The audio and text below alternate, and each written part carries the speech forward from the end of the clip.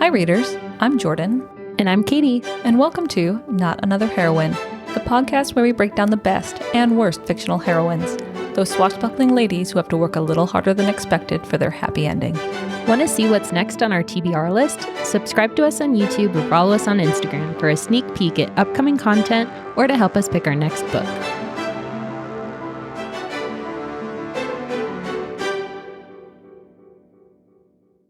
This is the pick of the week. Da-da-da-da. Da-da-da-da-da. The pick of the week. Da-da-da-da. Okay, that was actually pretty good. That was phenomenal. Okay, yeah, we're keeping that one. There we go. Oh my goodness. Katie, I'm scared. And then she comes out with this phenomenal pick of the week. Fair. Welcome to Pick of the Week. And this is a special episode because I am reviewing a book called Bonesmith by Nicki Pau Preto? Question mark. Do you want to spell it? Is it Preto? Preto. Oh, Preto. Pretio? No. I put an I in there. I don't know what it is, but I do know what it is not. It's a special week because this was an advanced reader's copy we got courtesy of NetGalley. It's our very first arc. We were over the moon to get this book. Ecstatic. Yes. So this book it actually publishes on the 25th of July. So it's right around the corner. And yeah, there were pieces that I really liked. There were pieces that I struggled with. So I will do my best to stay unbiased. But our heroine is Ren. And she is what is known as a bonesmith in this world that the authors created. And the magic system here is very cool. If I liked anything out of this book, and there is a lot I didn't like, it was the world building, because I thought the magic was very unique. And it's this premise that there are different houses, and they're all smiths. That is a very hard word to say into a microphone. It's also hard to say plural, smith. So like goldsmith, silversmith. Oh. And so ironsmith. And this whole world is built on this idea that the dead have a soul that keeps on going unless you like separate them from like their anchor bone. So all of these spirits are at different like categories. So think Ghostbusters. You have like Casper the Friendly Ghost all the way up to like badass, demon, horrible night terror, demon goo. Yes. And bonesmiths' job are to help the other flavor of bonesmith, I should say, like help the spirit travel on to the next path and put everything to rest. I am by no means giving this book the due justice when it comes to the world building, because it's very detailed. It's kind of hard to explain. But our heroine is special because she is a bonesmith. And so we meet her right when she's about to start her trial of proving she's going to be the best bonesmith there is. She happens to be like the granddaughter of the big badass bonesmith lady. Yeah.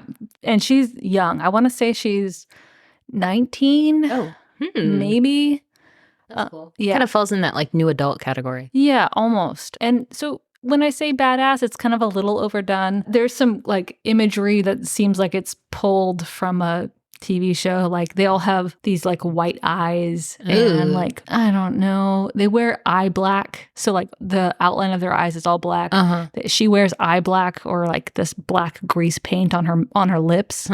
So like if you see the cover of this book, it's a pretty good representation of what the character looks like. This sounds really similar to Gideon the Ninth. Did you ever read that? No, I never read that. Very similar. But maybe not all of the aspects, maybe, but like the face paint thing is like identical one for one from Gideon the Ninth. Oh. Intriguing. Yeah. Please continue. Okay, so the face paint is kind of like I rolled my eyes out a little bit because like, okay, I get the imagery here, but this chick is putting her fucking makeup on like left and right, like why? Fair. Like, don't you have bigger concerns, maybe? Yeah. So she shows up to this trial to prove herself, and she gets like stabbed in the back by like her cousin who's also competing. Oh, shit. Like she makes a deal, the deal backfires, and she loses this massive like test, and her dad and big badass bonesmith grandmother are like, fuck you, like you were never meant to be a bonesmith. Whoa. We're gonna banish you, like give up your sword. And she's like, but I was just trying to do the right thing and these people cheated. And they're like, nope, we don't care. We're gonna banish you. So this is a lot. There's a lot that happens in the very front half of the book that really doesn't do anything except push the heroine along to the point where the story actually starts. So she failed. I mean, I get it. You need, your intro, but also it was too much of an intro. So she gets banished. She fails this test. She goes to this garrison along this breachlands border. So world building background is there was this war between these different houses, and the ironsmiths rebelled against the rest of the houses, and they caused an uprising, caused all of the undead to like leak out of the ground, basically. And so the Bonesmiths and the other houses built a huge wall, very reminiscent of like the wall from Game of Thrones, like keeping the White Walkers out, right? So that's what this wall is doing, is keeping the undead out, and then all of the towns that were on the other side of the wall are just kind of left to fend for themselves. Sorry. Yeah. Bye. Yeah. So like it's cool aspects. I really like it, but yeah, so she goes out to this outpost, and there's been no uprisings. It's just kind of like a banishment to like a shitty post at the end of the world, and nothing's going to happen. You're going to be bored. So while she's at this post, she gets word, and there's like a female mentor at this post that is like shaping her and trying to be a good influence. Love it. Yeah, it's fine. Oh, like it's good. I just wish there had been more of it. Yeah. Because, side note, one complaint about this is like she is like the one overpowered female lead. Yeah. There's lots of dudes who we shall meet soon. So she's doing her like guard duties at this outpost, and they get word that like the third heir to the throne is like doing a world tour and is going to come check out the garrison. He shows up. He's like a typical fop character, like kind of like silly man, but charming. And so she's assigned to like guard him on like an adventure outside the garrison. They get attacked, and checks out. It's very predictable. And he gets kidnapped. She tries to go after him like during this attack, and she gets attacked while she's trying to go after him by this mysterious dude in like this black armor. And then this warrior who was part of the kidnapping crowd, a couple of his people turn on him and shoot him in the throat or the chest or something. Yeah. So as they're fighting, like he stumbles back, grabs her, and they just fall into like a crevice in the earth. Shit. Yeah. It's all good. It's all good. And they nearly die. They don't die. And then but did you die? They realize that, he is an ironsmith, part of like the House of Smiths that were thought to be like killed during this uprising. It's like cool, like their special magical power is like molding iron into these deadly weapons and armor. And he puts the pieces together that the kidnapping crowd that he was a part of is also like a betrayal thing against him for reasons we don't know yet. Yeah. And he and our heroine agree to work together to go track down the kidnapped prince and figure out what's going on. So this is, I would say, the middle portion of the book is just Gideon, our hero, ironsmith dude, and Ren traveling together, meeting ghosts along the way, engaging in battles. There's like strip down to your underclothes because you got wet and it's cold. Yeah. Right. As required. Right. Like it's a very predictable points. And so I ended up skimming a lot of this book. Oh, that's fair. I feel like that kind of, a lot of fantasy romance suffers that if they're like using the journey kind of plot device, it very much slows down way much. Because I mean, even Crown Duel kind of slows down in the middle because they're on a journey. There's a journey, yeah. And so like a third of this book is all journey. And it's along the journey, of course, Ren is making realizations. Like they discover this like thing underground. It's like a mausoleum. There's ghosts, there's special ghosts, there's mysterious figures. And Ren's like, everything I've been told since I was growing up as a bonesmith is maybe like not the right thing. And maybe this whole great war that happened is maybe not the right story. Like maybe I was on the wrong side. Oh fuck. Moral quandaries. I cannot go into all the details of the world building. Needless to say, that is the good part of this book, is that really good ideas. There's lots of bad dudes. There's a complicated political system at work here. Fun. And without spoiling the end, Gideon and Ren like continue traveling, and you can, if you've read any book in this genre, kind of piece together where they end up and who they end up like meeting with again, and the story kind of winds down. But I wanted to get into some of the issues I had with this book. not to focus on the bad because, again, world building was excellent. Magic was super cool. The reason I requested this book is because the whole idea of like a Bonesmith warrior chick who's like battling the undead is really unusual. Love it. Yeah, it's cool. The reason why it was kind of a hard read for me is because the style of the writing is, it's very much like the author is just telling you what's happening. Ooh, which is what a book is supposed to do, but you don't ever get immersed into the head of the main character. Is this her first book, do you know? No, it's not. Whoa. I was looking at the age range for this book, and I think it's more YA. Oh, which interesting. might fit with that style where it's a little bit more explanatory. But again, like we read Crown Duel, which is also considered YA, and you feel like you're part of Mel's head. Yeah. Because there's not a lot of explaining that happens in that. It's a lot of like dialogue heavy and like Mel discovering things as they happen, like, and you're discovering them through her eyes. So that's kind of interesting too that the author chose a 19-year-old, but then kind of wiggled towards YA. Maybe I'm getting the age wrong. Yeah. But it felt young. And that kind of plays into some of the word and phrasing choices. Like there's a point where they're like on this stone bridge and the hero makes a joke, oh, it wasn't built to code. I'm like, really? Okay. That might be a little bit too modern. A little, yeah. And so a lot of like these modern cliched, slangy phrases thrown in there. And that, again, feeds probably into the younger audience. Yeah. I also want to caveat for the readers, that is Jordan's biggest fucking pet peeve on the entire planet. That's...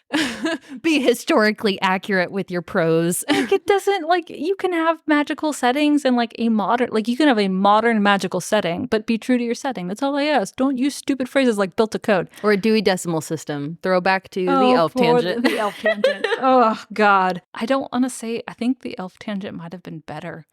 Whoa. Oh, my God. Maybe. I don't know. Because, again, the idea is really cool, but Ren as a character is also really hard to like. And that's not because she does anything bad.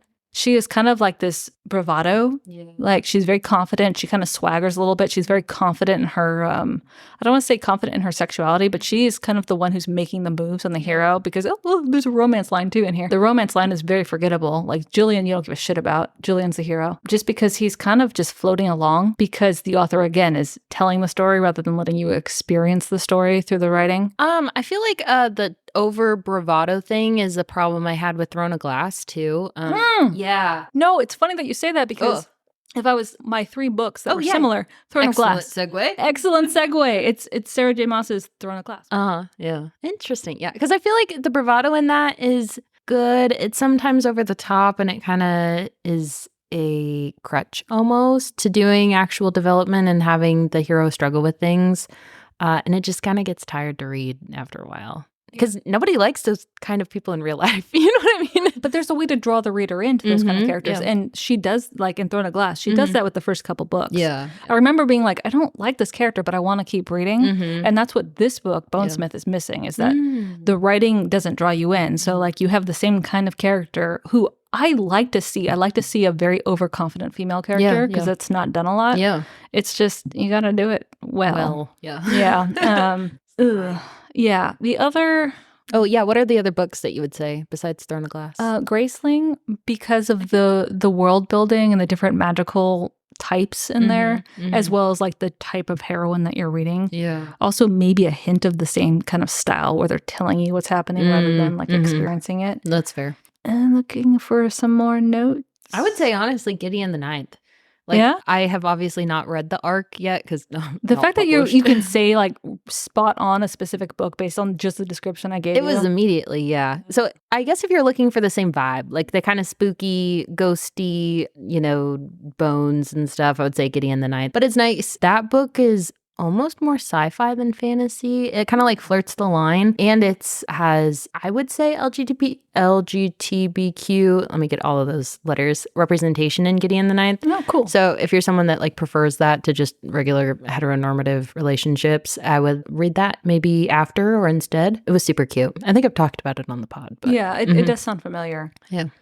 Yeah, so not to hijack your choices. No. I welcome the other choices because I struggled to find similar books to this one because the world is pretty unique. Yeah. But yeah, I will say I don't know if I'm going to be as quick to apply for a arc again, just because one, I felt obligated to finish this book, and I hate that feeling. Like this book took me a little over a month to read. Goddamn. Off and on, because it was such a slog because of the style of the writing. Yeah. With that caveat, I will say that maybe the style speaks to certain types of readers. I could see that. Yeah. And this isn't me being generous, because if I didn't get an arc of this book, I probably wouldn't say that. Fair. Might have been a DNF, maybe. Yeah. This would have been a DNF a long time ago. Fair. But yeah, still not a bad idea. So I would be very curious if, when this comes out, if you get a sample of it, if you want to try it, or if any of our readers give it a shot and have the same take. What's it called? It's called Bonesmith. Oh, Bonesmith. Yeah. Well, from Jordan's shelf to yours. We'll see you on the next page.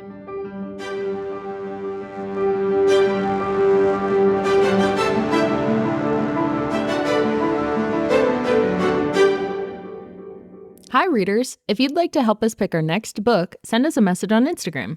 Or if you'd like to just listen, we post new episodes every Monday and Wednesday on Spotify, Apple, and Amazon. Thanks for listening. Bussin'.